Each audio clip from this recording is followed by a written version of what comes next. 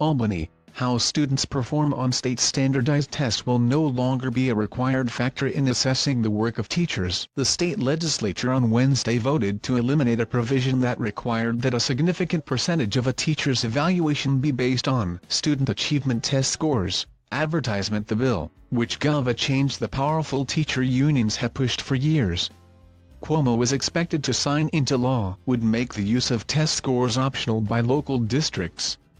Cuomo and the legislature agreed to enact a statewide teacher evaluation system. Test scores were linked with evaluations in 2015 when governor the teacher unions and many parents quickly objected, with scores of kids opting out of taking the statewide assessment tests given to kids in 3rd through 8th grade. The state education department had implemented a moratorium that had delayed the mandatory use of the student test scores in evaluating teachers until after the 2020 school year, as lawmakers pushed to permanently scrap the provision.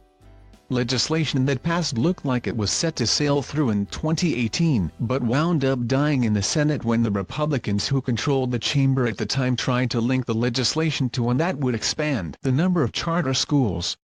The Democrats balked and the teacher unions spent millions of dollars to help successfully flip the Senate to the Democrats. The bill easily passed the new Democrat-controlled Senate and Assembly on Wednesday. Senator Brad Hoylman, D. Manhattan, said that linking student assessment test scores to teacher evaluations makes teachers almost like robots.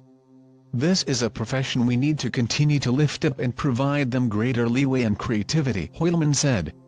In voting for the bill, many Senate Democrats called the move a good first step while saying they also want to go further by doing away entirely with the statewide standardized tests given to students from 3rd to 8th grade. The problem with a one-size-fits-all model is few students actually fit, said Senator Monica Martinez, D. Suffolk County.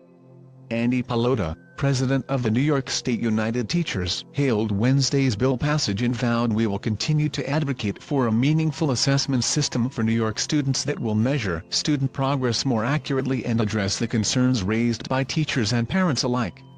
Educators Democratic Party.